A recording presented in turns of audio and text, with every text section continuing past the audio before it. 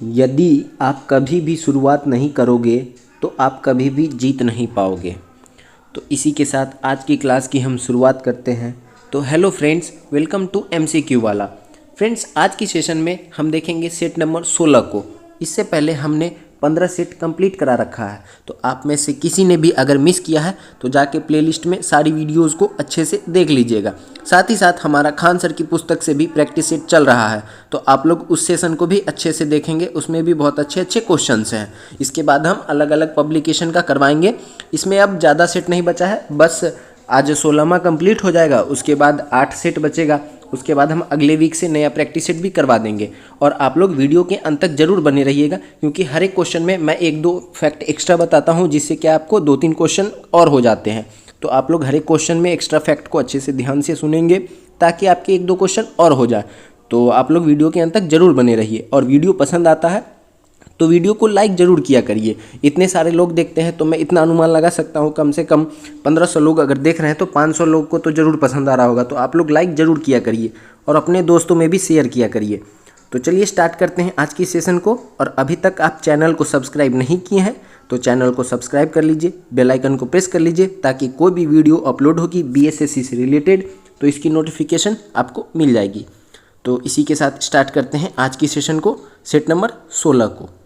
Set number 16 question number 1 है, नगर पालिका से अभिप्राय भारतीय संविधान के किस अनुच्छेद में है। तो भारतीय संविधान के किस अनुच्छेद में नगर पालिकाओं के बारे में चर्चा है, तो वो है 243 त से लेके 243 य छ तक। Option A is the right answer. ये इंग्लिश अल्फ़ाबेट में 243 P से लेके 243 ZG तक है। तो इसको ध्यान में रखेंगे, नगर पालिका से संबंधित है। कुछ और बातें आपको नगर पालिका के बारे में पता होनी चाहिए कि इसको संवैधानिक दर्जा जो है ये 74वां संविधान संशोधन अधिनियम 1992 के तहत मिला है, नगर पालिका को संवैधानिक दर्जा। और इसके कुछ इंपॉर्टेंट आर्टिकल हैं नगर पालिका के, तो ये भी आपको पता होना चाहिए। जैसे कि पंचायत में था ना कि पंचायतों का कार्यकाल कितने वर्षों का होता है, तो मैंने उसमें बताया था कि 243E जो है, तो इंग्लिश अल्फ़ाबेट में जैसे 5 नंबर पे आता है उसी तरह 5 साल का कार्यकाल होता है। ये भी ध्यान में रखना है। इस बात की चर्चा 243E के अंदर है। उसी तरह नगर पालिकाओं में जो 5 साल की अवधि होती है, नगर पालिकाओं की अवधि, इसके बारे में चर्चा जो है 243 प के अंदर है। हिंदी अल्फ़ाबेट के 243 प के अंदर नगर पालिकाओं के अवधि के बारे में चर्चा है। तो ये इंपॉर्टेंट है, इसको जरूर आप लोग याद रखेंगे। 2 नायपीडा निम्नलिखित में से किस भारतीय सीमावर्ती देश की राजधानी है। तो नायपीडा जो है ये किसकी राजधानी है, म्यांमार की। Option D is the right answer. Myanmar को ही स्वर्ण पैगोडा का देश भी कहा जाता है, ये भी ध्यान में रखेंगे। और म्यांमार जो है ये भारत सरकार अधिनियम 1935 के अनुसार भारत से अलग हुआ था। ये सब फैक्ट आपको पता होना चाहिए। भूटान के बारे में ये आपको पता होना चाहिए कि भूटान को ही लैंड ऑफ थंडरबोल्ट भी कहते हैं। यहाँ भारत की मदद से चूखा, कुरुची, मांगदेछू, पुनांत सांगछू, ताला जल विद्युत परियोजना, ये सब जो है ये सब जल विद्युत परियोजना है जो कि भूटान में बनाया जा रहा है भारत की मदद से। इसको भी ध्यान में रखेंगे। 3 बर्मा को किस अधिनियम द्वारा भारत से अलग किया गया था। अभी मैंने ऊपर के क्वेश्चन में बताया था, इसलिए मैंने बोला था कि मैं जो भी क्वेश्चंस में एक्स्ट्रा फैक्ट बताता हूँ उसको आप लोग जरूर याद रखेंगे। वहाँ से क्या है कि आपके 1-2 क्वेश्चन एक्स्ट्रा बन जाते हैं। तो ऐसा ही क्वेश्चन हो सकता है कि एग्जाम में पूछ दिया जाए। जैसे कि सेट में 3रा नंबर क्वेश्चन पूछ दिया गया कि बर्मा को किस अधिनियम के द्वारा भारत से अलग किया गया था। तो इसे किया गया था अधिनियम 1935 के द्वारा। Option C is the right answer. इसको ध्यान में रखेंगे। अधिनियम 1909 क्या है, तो इसी को मॉर्ले मिंटो एक्ट भी कहते हैं। इसी को कहा गया था पृथक निर्वाचन मंडल।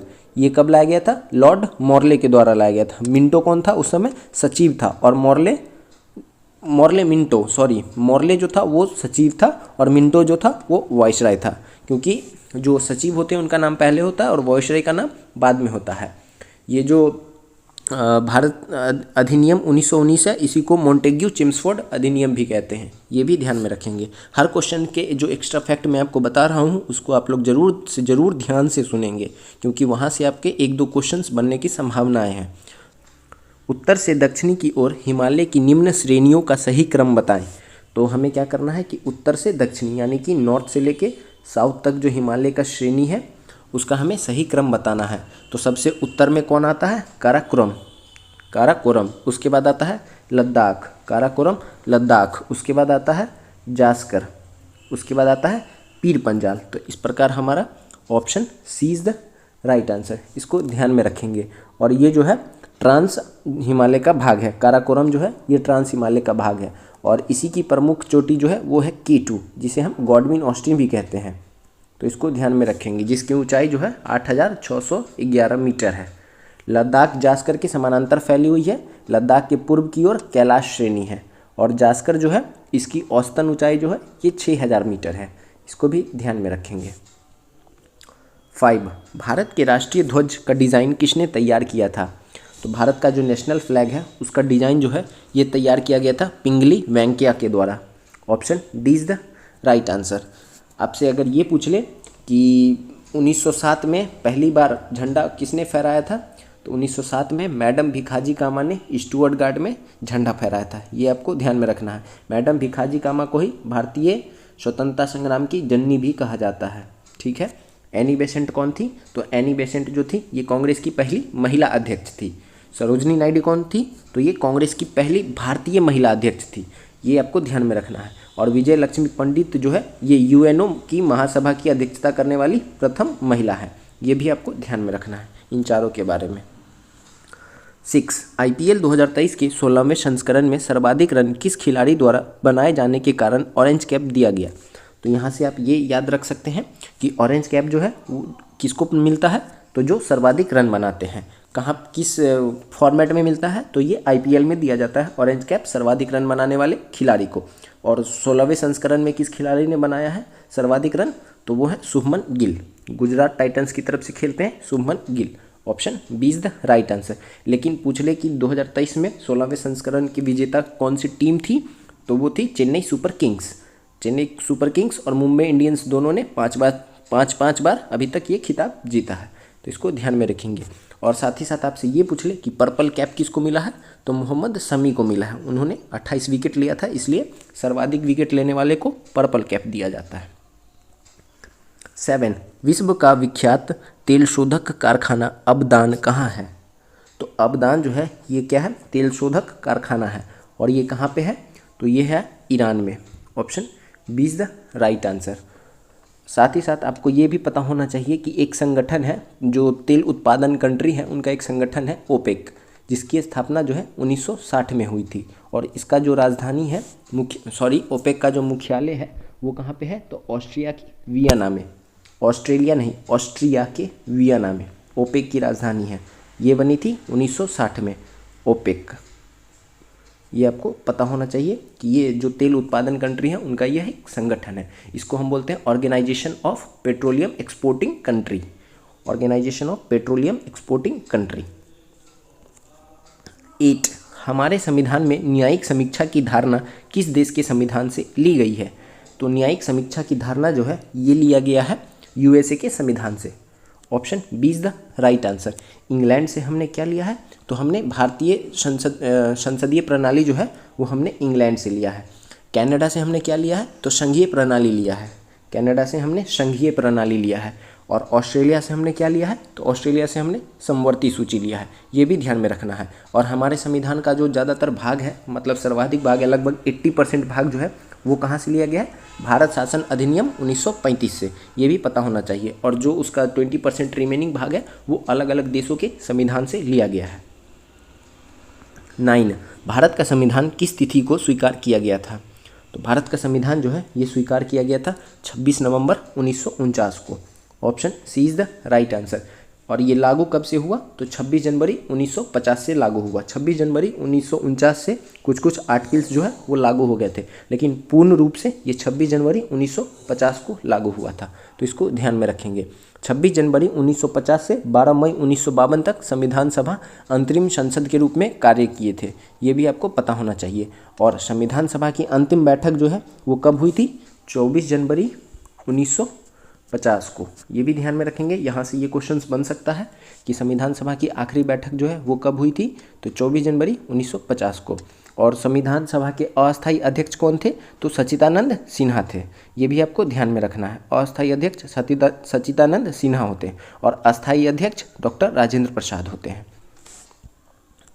10, भारत में प्रधानमंत्री तब तक अपने पद पे रहता है जब तक उसे प्राप्त है, तो उसे क्या प्राप्त होता है, तो उसे क्या प्राप्त होता है, ये लोकसभा का विश्वास। Option C is the right answer.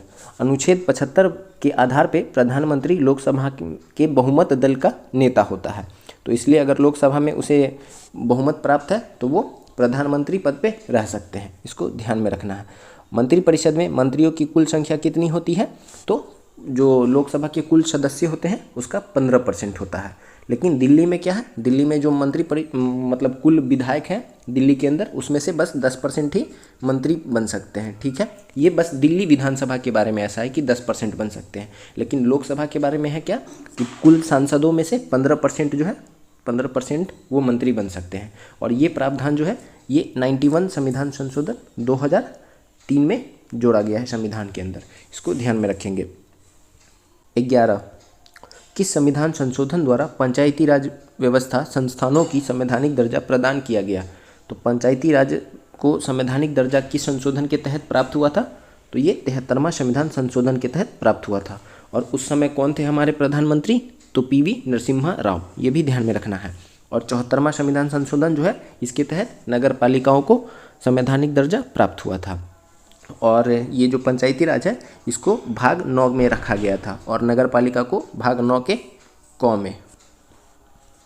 12, निम्नलिखित में कौन सी रचना महात्मा गांधी के साथ संबंधित नहीं है, तो इसमें कौन सी रचना है, तो ये है the Holy Family.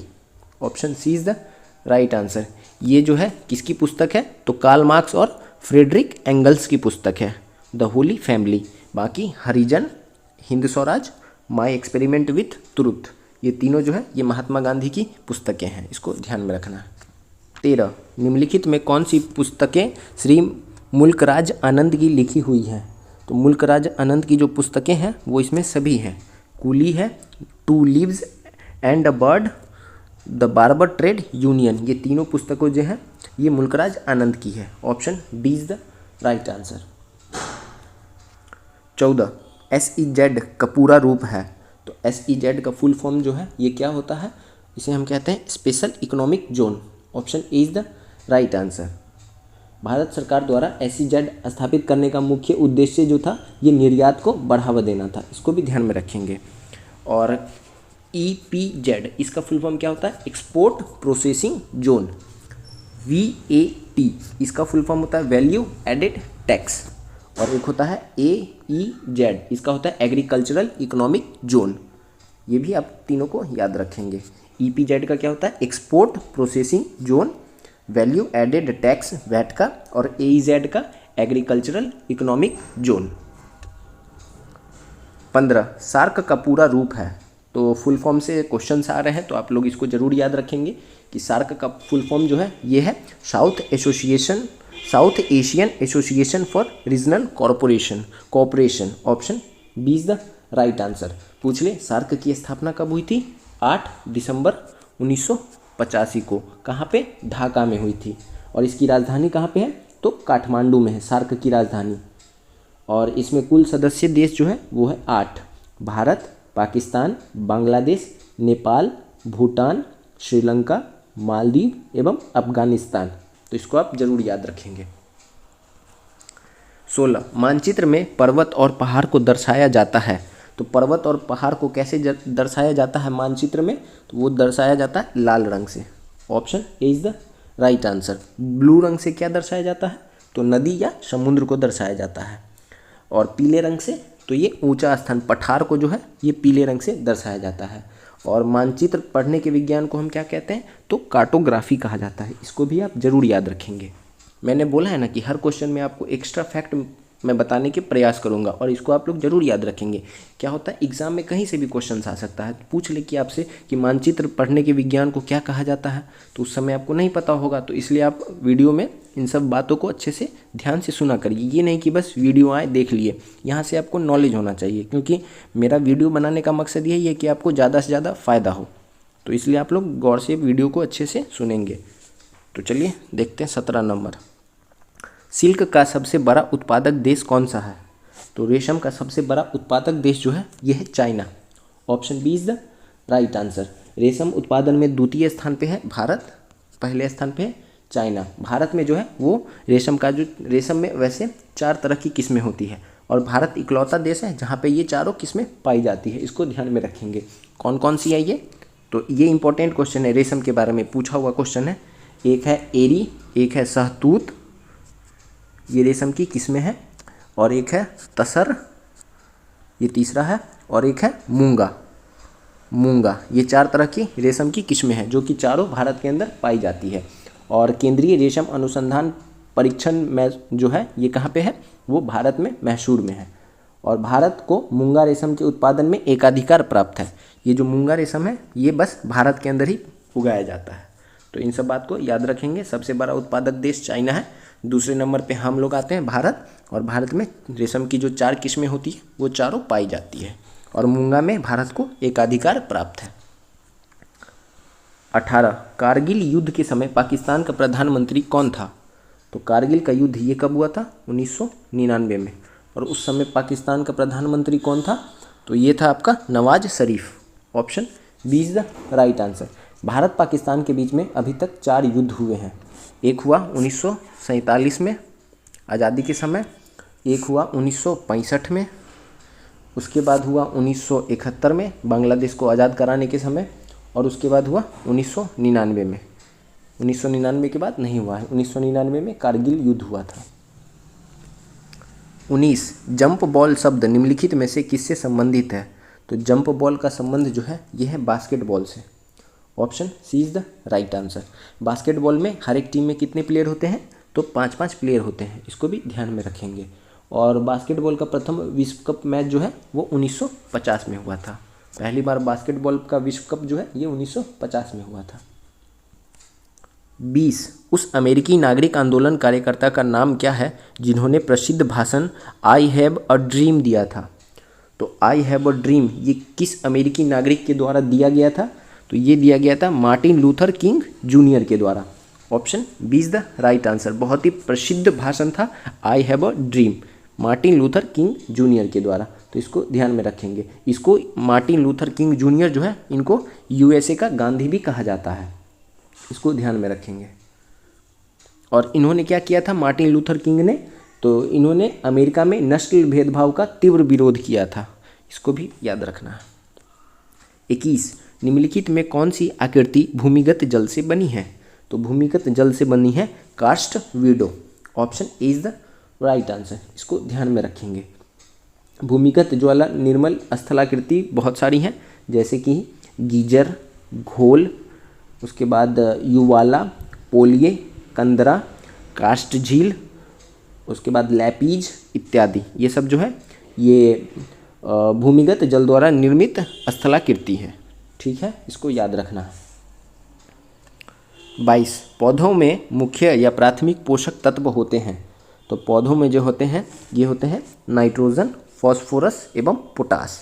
Option B is the right answer. इसको ध्यान में रखेंगे। मुख्य पोषक तत्व जो है ये नाइट्रोजन, फॉस्फोरस और पोटास है। पौधों में जो है ये जो 4 तरह की पाई जाती है, 3 तरह की पाई जाती है पोषक तत्व। एक होता है मुख्य पोषक तत्व, एक होता है गौण पोषक तत्व, और एक होता है सूक्ष्म पोषक तत्व। तो मुख्य में तो नाइट्रोजन, फॉस्फोरस और पोटाश आता है। गौण में आता है कैल्शियम, मैग्नीशियम और गंधक। और सूक्ष्म में आता है लोहा, zinc, copper, manganese, molybdenum, boron एवं क्लोरीन। तो इन सबको याद रखना है। 23 एस्किमो के घर बने होते हैं। तो एस्किमो के घर किसके बने होते हैं? तो ये बर्फ़ के बने होते हैं। Option A is the right answer. Eskimo जनजाति कहाँ पे पाई जाती है? तो ये कनाडा के क्षेत्र में पाई जाती है एस्किमो जनजाति। ये भी ध्यान में रखेंगे। 24 दिल्ली से पहले भारत की राजधानी थी। तो दिल्ली से पहले भारत की राजधानी जो थी ये कलकत्ता थी। Option B is the right answer. Delhi कब राजधानी बना था? 1911 में, जब दिल्ली दरबार लगाया गया था जॉर्ज पंचम के सम्मान में। तो उसी समय ये घोषणा किया गया था कि 1912 से जो है वो भारत की नई राजधानी दिल्ली होगी। उसी समय बिहार को भी अलग किया गया था बंगाल से।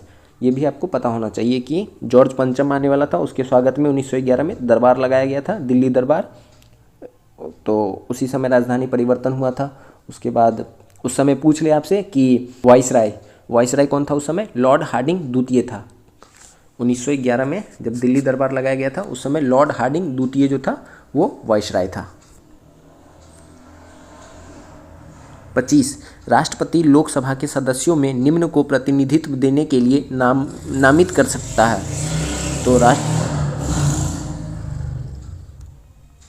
25 राष्ट्रपति लोकसभा के सदस्यों में निम्न को प्रतिनिधित्व देने के लिए नामित कर सकता है। तो ये किसे नामित कर सकते हैं? तो एंग्लो इंडियन को।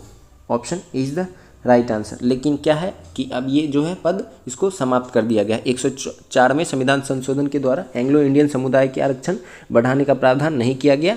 अब राष्ट्रपति और राज्यपाल एंग्लो इंडियन को मनोनीत नहीं करेंगे।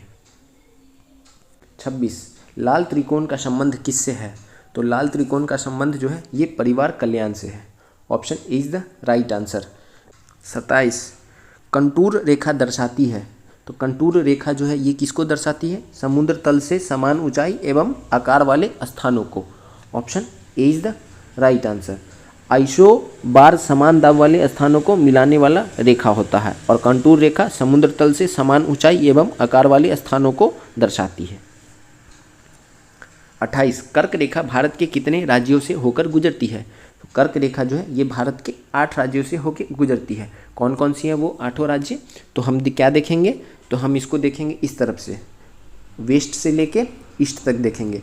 गुजरात, राजस्थान, मध्य प्रदेश, उसके बाद छत्तीसगढ़, उसके बाद झारखंड, उसके बाद वेस्ट बंगाल, उसके बाद त्रिपुरा, उसके बाद मिजोरम। तो हम इसको वेस्ट से ईस्ट याद रखेंगे क्योंकि कभी कभी क्रम पूछ लिया जाता है। तो option C is the right answer. 29 a life पुस्तक के रचयिता कौन है? तो अ लाइफ पुस्तक के रचयिता है Taslima Nasreen. Option A is the right answer. 30 Kaveri नदी बहती है। तो कावेरी नदी जो है ये दक्षिणी भारत में बहती है। Option B is the right answer. तो इसको ध्यान में रखेंगे। ये कर्नाटक के ब्रह्मगिरी से निकलती है और बंगाल की खाड़ी में जाके गिरती है। 31 भारतीय वन सर्वेक्षण द्वारा जारी वन सर्वेक्षण रिपोर्ट 2021 के अनुसार पश्चिम बंगाल के बाद दूसरा सर्वाधिक मैंग्रोव वन किस राज्य के तटवर्ती इलाकों में पाए जाते हैं? तो ये कहाँ पे पाया जाता है? गुजरात राज्य के तटवर्ती इलाकों में पाए जाते हैं। Option C is the right answer. Bharat के अंदर क्षेत्रफल की दृष्टि से सर्वाधिक वन जो है वो मध्य प्रदेश में पाया जाता है, लेकिन परसेंटेज के मामले में जो सर्वाधिक वन है वो पाया जाता है मिजोरम के अंदर। इसको भी ध्यान में रखेंगे। और भारत में कुल भौगोलिक क्षेत्रफल का 24.62% पे वन फैला हुआ है। इसको भी ध्यान में रखेंगे। 32 घाना पक्षी अभ्यारण्य किस राज्य में है? तो घाना पक्षी अभ्यारण्य जो है ये राजस्थान में है। Option A is the right answer. Gujarat में क्या है? गिर राष्ट्रीय उद्यान। असम में क्या है? मानस राष्ट्रीय उद्यान। और उत्तरांचल यानी कि उत्तराखंड में कौन सा है? तो भारत का पहला national park Jim Corbett national park, जिसका भी नया नाम है रामगंगा नेशनल पार्क। ये भी ध्यान में रखेंगे। 35 दल बदल विरोधी कानून पारित हुआ था। तो दल बदल विरोधी कानून जो है ये पारित हुआ था 1985 में। Option B is the right answer. 52वां संविधान संशोधन 1985 के तहत 10वीं अनुसूची में दल बदल विरोधी कानून जो है इसको सम्मिलित किया गया है। इसको ध्यान में रखेंगे। और उस समय के तत्कालीन प्रधानमंत्री जो थे वो राजीव गांधी थे। 34 उज्जैन किस नदी के किनारे है? उज्जैन जो है ये क्षिप्रा नदी के किनारे है। Option C is the right answer. कुछ और इम्पोर्टेंट है जैसे कि गोदावरी नदी के किनारे कौन सा शहर है? तो नासिक है। कावेरी नदी इसके किनारे कौन सा है? तिरुचिपल्ली जो है ये कावेरी नदी के तट पे है। और ब्रह्मपुत्रा जो है ब्रह्मपुत्रा नदी के तट पे कौन सा है? तो डिब्रूगढ़। और लखनऊ किस नदी के तट पे है? तो गोमती नदी के तट पे है। 35 कथकली किस राज्य का शास्त्रीय नृत्य है? कथकली जो है ये केरल का शास्त्रीय नृत्य है। Option A is the right answer. कितना शास्त्रीय नृत्य है टोटल? तो ये है 7। एक कथकली, मोहिनीअट्टम, ये 2 जो है वो केरल का है। कुचिपुड़ी आंध्र प्रदेश, भरतनाट्यम तमिलनाडु, बिहू असम, कथक उत्तर भारत। तो ये सबको ध्यान में रखना है। 36 निम्नलिखित में से कौन 2 राज्यों की राजधानी है? तो चंडीगढ़ जो है ये पंजाब और हरियाणा दोनों की राजधानी है। Option A is the right answer. 37 Megasthenes राजदूत था। तो मेगास्थनीज जो था ये सेल्यूकस निकेटर का राजदूत था। Option A is the right answer. Megasthenes की ही पुस्तक है इंडिका, इसको भी ध्यान में रखेंगे। और ये चंद्रगुप्त द्वितीय के काल में आया था मेगास्थनीज जो था, सॉरी चंद्रगुप्त मौर्य के काल में दरबार में रहा था मेगास्थनीज, सेल्यूकस निकेटर का दूत बन के चंद्रगुप्त मौर्य के दरबार में रहा था, और इसी की पुस्तक है इंडिका, इसको भी ध्यान में रखेंगे। 38 भारत की कुल समुद्री सीमा लंबी है, तो भारत की कुल समुद्री सीमा जो है ये कितना है 7516, यानी कि लगभग 7500 kilometre. Option B is the right answer. वैसे देखा जाए तो मुख्य भूमि से तटीय सीमा जो है वो 6100 है, लेकिन अगर द्वीप समूह को भी मिला दे तो वो 7516 किलोमीटर है। 39 बुद्ध के बचपन का नाम क्या था, तो गौतम बुद्ध के बचपन का नाम जो था ये सिद्धार्थ था, और ये किस शाक्य, ये जो है किस गणराज्य से थे, तो शाक्य गणराज्य के क्षत्रिय थे गौतम बुद्ध, और इनका बचपन का नाम सिद्धार्थ था, ये भी ध्यान में रखना है। 40 हिमालय की सबसे उत्तरी पर्वत श्रेणियों को कहते हैं, तो हिमालय की सबसे उत्तरी पर्वत श्रेणी को कहा जाता है Himadri. Option B is the right answer. Himalaya का प्रादेशिक विभाजन जो है नदियों के आधार पे कैसे है, तो इधर सिंधु, सतलज, उसके बाद काली, उसके बाद तीस्ता, उसके बाद दिहांग। सिंधु और सतलज के बीच को पंजाब कहते हैं, सतलज और काली के बीच को कुमाऊं कहते हैं, काली और तीस्ता के बीच के नेपाल कहते हैं, और तीस्ता और दिहांग के बीच वाले को असम हिमालय कहते हैं। तो प्रादेशिक विभाजन नदियों के आधार पे हिमालय का ऐसे है, इसको याद रखना है। 41 कौन सा युग्म गलत है, तिथि और दिवस, इसमें से हमें पता करना है कि कौन सा गलत है। तो 1 जुलाई डॉक्टर दिवस, ये सही है। 23 जनवरी नेताजी की जयंती, ये भी सही है, पराक्रम दिवस मनाया जाता है। 16 नवंबर राष्ट्रीय प्रेस दिवस, ये भी सही है, लेकिन 4 दिसंबर को विश्व प्राकृतिक दिवस नहीं मनाया जाता है, 4 दिसंबर को भारतीय नौसेना दिवस मनाया जाता है। तो यहाँ पे गलत कथन पूछ रहा था, तो option D is the right answer, इसको ध्यान में रखेंगे। 42 पृथ्वी का सबसे भीतरी परत कहलाता है, तो सबसे भीतरी परत जो है ये कहलाता है क्रोड। Option C is the right answer. 43 mother of Indian revolution किसे कहा जाता है, मदर ऑफ इंडियन रिवोल्यूशन जो है ये मैडम भिखाजी कामा को कहा जाता है। इन्होंने ही 1907 में स्टुअर्टगार्ड में भारतीय झंडा फहराया था। तो option B is the right answer. 44 क्षोभ मंडल की सघनता कब बढ़ जाती है, तो क्षोभ मंडल की सघनता जो है ये शीत ऋतु में बढ़ जाती है। Option B is the right answer. जितनी भी मौसमी घटनाएं हैं वो सब क्षोभ मंडल में ही होती है, तो इसको भी ध्यान में रखेंगे। एटमॉस्फेयर का जो है ये 5 लेयर है, पृथ्वी की तल से इसकी ऊंचाई को देखते हैं, मतलब ये किस क्रम में है, तो ये पृथ्वी हो गया हमारा, उससे सबसे पहला है ट्रोपोस्फेयर यानी क्षोभ मंडल, उसके बाद है समताप मंडल स्ट्रेटोस्फेयर, उसके बाद है मध्य मंडल मीसोस्फेयर, उसके बाद है आयन मंडल आयनोस्फेयर, उसके बाद है बाहर मंडल एक्सोस्फेयर। 45 साइलॉक नामक पात्र विलियम शेक्सपियर की किस रचना का पात्र है, तो ये किस रचना का पात्र है, तो ये है Merchant of Venice. Option C is the right answer, और ये 1596 में प्रकाशित हुई थी। 46 मई 2023 में 57वां ज्ञानपीठ पुरस्कार किसे मिला है, तो 57 नंबर का ज्ञानपीठ पुरस्कार जो है ये मिला है दामोदर मौजा को। Option B is the right answer. किस भाषा के लिए मिला है, कोंकणी भाषा के लिए, तो इसको भी ध्यान में रखेंगे। और ये किस क्षेत्र में मिलता है ज्ञानपीठ पुरस्कार, तो साहित्य के क्षेत्र में मिलता है, और इसकी शुरुआत जो है 1961 से हुई है।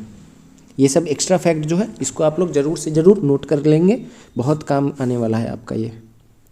47 विश्व में सर्वप्रथम किस देश ने हाइड्रोजन से चलने वाली ट्रेन शुरू किया है, तो सर्वप्रथम जो है देश ये है Germany. Option B is the right answer. अगर यहाँ पे पूछ लेता एशिया में, तो एशिया में चाइना है, लेकिन विश्व में ये जर्मनी है, तो ऑप्शन बी जो है ये राइट आंसर है। 48 फोबोस किस ग्रह का निकटतम और सबसे बड़ा चंद्रमा है, तो फोबोस जो है ये मंगल का सबसे निकटतम और सबसे बड़ा चंद्रमा है। Option A is the right answer. Mangal ग्रह के 2 चंद्रमा है, एक फोबोस और एक है डिमोस, इसको भी ध्यान में रखना है। और मंगल ग्रह जो है ये सौर मंडल में सूर्य से चौथा ग्रह है, इसको भी ध्यान में रखेंगे। सबसे पहला सन है यहाँ पे, उसके बाद मरकरी, वेनस, अर्थ, मार्स, तो ये 4th नंबर पे आता है, तो इसको ध्यान में रखेंगे। 49 इसरो द्वारा भारत का पहला ध्रुवीय मिशन का क्या नाम रखा गया है, तो ये सब जो क्वेश्चन होता है इसरो से रिलेटेड अभी हॉट टॉपिक है, तो इसको जरूर याद रखेंगे। XPoSat. Option A is the right answer. ये पहला ध्रुवीय मिशन है। 50 राष्ट्रीय खेल पुरस्कार के तहत मेजर ध्यानचंद खेल रत्न से सम्मानित श्री शरत कमल अचंत किस खेल से संबंधित है? तो शरत कमल अचंत जो है इनका संबंध है टेबल टेनिस से। Option D is the right answer. और इनको ये पुरस्कार 2022 में मिला है, ये भी ध्यान में रखेंगे। 51 पारिस्थितिकी तंत्र में उच्चतम पोषण स्तर किसे प्राप्त है? तो ये किसे प्राप्त है? अपघटक को। Option C is the right answer. इसमें उपभोक्ता जो होता है वो कैसा होता है? तो 3 तरह का होता है, एक प्राथमिक, दूसरा द्वितीयक और तीसरा तृतीयक। प्राथमिक के अंदर गाय, भैंस, बकरी ये सब आती है। द्वितीयक के अंदर लोमड़ी, भेड़िया, मोर ये सब। और तृतीयक के अंदर बाघ, भेड़, चीता। लेकिन यहाँ पे क्या पूछ रहा है? पारिस्थितिकी तंत्र में उच्चतम पोषण स्तर जो है ये अपघटक का है। तो ऑप्शन सी जो है ये राइट आंसर हो जाएगा। 52 घड़ी में स्फटिक क्रिस्टल का कार्य किस पर आधारित है? तो स्फटिक क्रिस्टल का जो कार्य है ये किस पे आधारित होता है? तो ये आधारित होता है दाब विद्युत प्रभाव पे। Option B is the right answer. 53 प्रकाशीय सजावट तथा विज्ञापन के लिए विसर्जन नलिकाओं में प्रयुक्त होने वाली गैस कौन सी है? तो इसमें प्रयुक्त की जाती है कौन सी गैस है? तो ये है आपका neon. Option B is the right answer. तो इसको ध्यान में रखेंगे। सल्फर डाइऑक्साइड और नाइट्रोजन ऑक्साइड NO2 ये जो है ये अम्लीय वस्तुओं में प्रयुक्त होता है, तो इसको भी ध्यान में रखेंगे। कार्बन डाइऑक्साइड जो है ये किस में होता है? तो आग बुझाने वाली जो मशीन होती है अग्निशामक यंत्र, उसमें सल्फर कार्बन डाइऑक्साइड का प्रयोग किया जाता है। और ग्लोबल वार्मिंग के लिए भी सबसे ज़्यादा जो प्रभाव देती है गैस वो है कार्बन डाइऑक्साइड। 54 शरीर में ऑक्सीजन की पूर्ति किसके माध्यम से होती है? तो शरीर में ऑक्सीजन की पूर्ति जो है ये RBC के माध्यम से होती है। Option B is the right answer. हमारे ब्लड में जो है ये RBC, WBC और प्लेटलेट्स ये 3 चीज़ पाया जाता है, तो इसको ध्यान में रखेंगे। RBC का काल जो होता है ये 100 से 120 दिन का होता है जीवन काल। WBC का जो होता है ये लगभग 4 से 5 दिन का होता है। और WBC ही जो है यही बीमारी से लड़ती है। 55 सोरा जो बारूद बनाने में काम आता है रासायनिक नाम क्या है? तो सोरा जो है इसका रासायनिक नाम क्या है? तो ये है पोटेशियम नाइट्रेट, KNO3 सोरा का रासायनिक नाम है, तो इसको याद रखना। 56 एक अवतल लेंस की फोकस दूरी 15 सेंटीमीटर होती है। यदि वस्तु की लेंस से 30 सेंटीमीटर की दूरी पर रखा गया तो प्रतिबिंब की दूरी ज्ञात करिए। तो प्रतिबिंब की दूरी यहाँ से हमें कैसे पता चलेगा? तो इसका फॉर्मूला होता है 1/f बराबर 1/v माइनस 1/u। तो हमारे पास 1/v का क्या हो जाएगा यहाँ पे?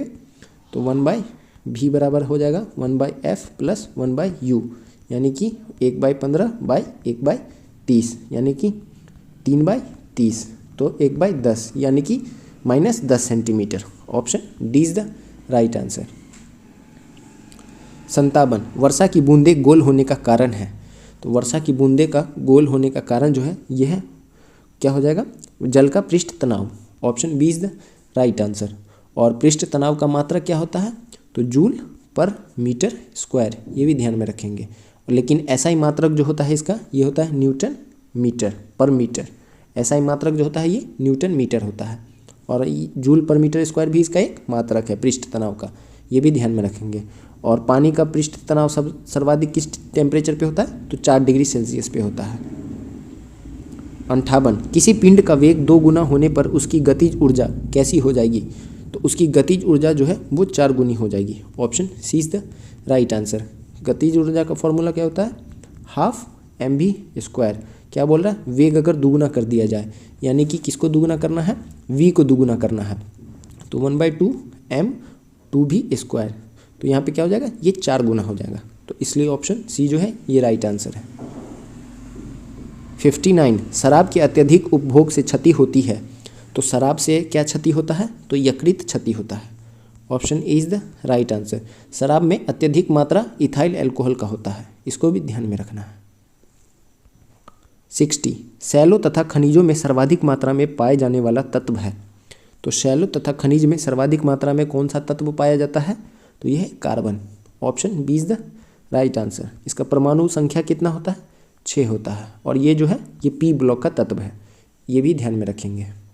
और हीरा और ग्रेफाइट दोनों जो है ये कार्बन का ही यौगिक है।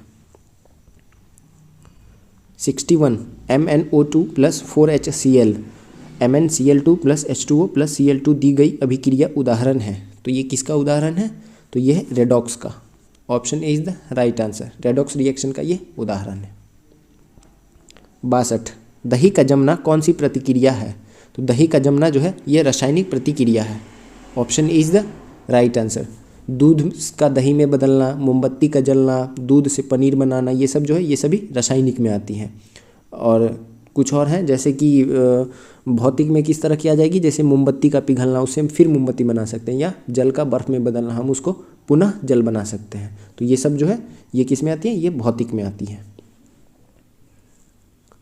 63 सोडियम सल्फेट और बेरियम क्लोराइड की अभिक्रिया में बनने वाला सफ़ेद अवक्षेप क्या होता है? तो ये क्या होता है? Barium sulphate. Option A is the right answer. 64 आधुनिक आवर्त सारणी में अंतिम उपधातु है। तो अंतिम उपधातु इसमें कौन सा है? तो ये है polonium. Option B is the right answer. इसका जो परमाणु संख्या होता है 84 और इसको दर्शाते हैं PO से। तो इसको ध्यान में रखेंगे। आधुनिक आवर्त सारणी का अंतिम उपधातु है पोलोनियम। 65 यदि अम्ल की प्रतिक्रिया जिंक के टुकड़े से कराई जाए तो कौन सी गैस निकलती है? तो उसमें कौन सा गैस निकलता है? तो हाइड्रोजन निकलता है। Option A is the right answer. जैसे कि Zn प्लस H2SO4 अगर हम करते हैं रिएक्शन तो हमें क्या प्राप्त होगा? ZnSO4 प्लस H2 गैस जो है ये हमें प्राप्त होती है। तो यही हमसे पूछ रहा था। तो ऑप्शन ए जो है राइट आंसर। 66 ध्वनि तरंगों की गति 700 मीटर पर सेकेंड है। ध्वनि तरंगे 7 किलोमीटर की यात्रा करने में कितना समय लगाएगी? तो इसका समय का फॉर्मूला क्या होता है? तो हम क्या करेंगे? T बराबर जो होता है 7 गुने 1000 मीटर, यानी कि इसको हम चेंज करेंगे किलोमीटर को मीटर में और इसके स्पीड से हम डिवाइड कर देंगे 700 से। तो ये कितना हो जाएगा? 2 जीरो से जो 0, 7 एकम 7, यानी कि 10 सेकेंड लगेगा। Option C is the right answer. और ध्वनि तरंग का जो है ये सर्वाधिक जो गति है वो ठोस में होता है, उसके बाद द्रव्य में और उसके बाद गैस में। 67 मीथेन गैस बनती है। तो मीथेन गैस जो है ये सोडियम एसीटेट को सोडा लाइम के साथ गर्म करने पे निकलती है। Option A is the right answer. और इसका फॉर्मूला क्या होता है? CH4। ये भी याद रखेंगे। 68 हीरा और ग्रेफाइट में मुख्य अंतर है। तो इसके बीच का मुख्य अंतर क्या होता है? चतुष्फलकीय संरचना एवं षष्ठकोणीय संरचना। Option A is the right answer. ये दोनों जो है ये कार्बन का ही अवरूप है। 69 शुष्क सेल में जिंक की सतह पर होती है। तो जिंक की सतह पर क्या होता है? तो ऋणात्मक होता है। Option B is the right answer. 70 आदर्श गैस नियम के अनुसार गैस का ग्राम अणुक आयतन कितना होता है? तो आदर्श गैस नियम के अनुसार गैस का ग्राम अणुक आयतन जो है ये कितना होता है? तो 22.4 litre. Option D is the right answer. 71 मानव में कौन सा रक्त ग्रुप प्रायः अधिक पाया जाता है? तो मानव में प्रायः पाया जाता है B positive. Option B is the right answer. उसके बाद क्या पाया जाता है? तो O पॉजिटिव पाया जाता है। ये भी ध्यान में रखना है। 72 किशोरों को प्रतिदिन औसत मात्रा वाले कितने संतुलित आहार देने चाहिए? तो उन्हें कम से कम 3। Option B is the right answer. लगभग 2200 कैलोरी जो है ये डेली किशोरों को लेनी चाहिए।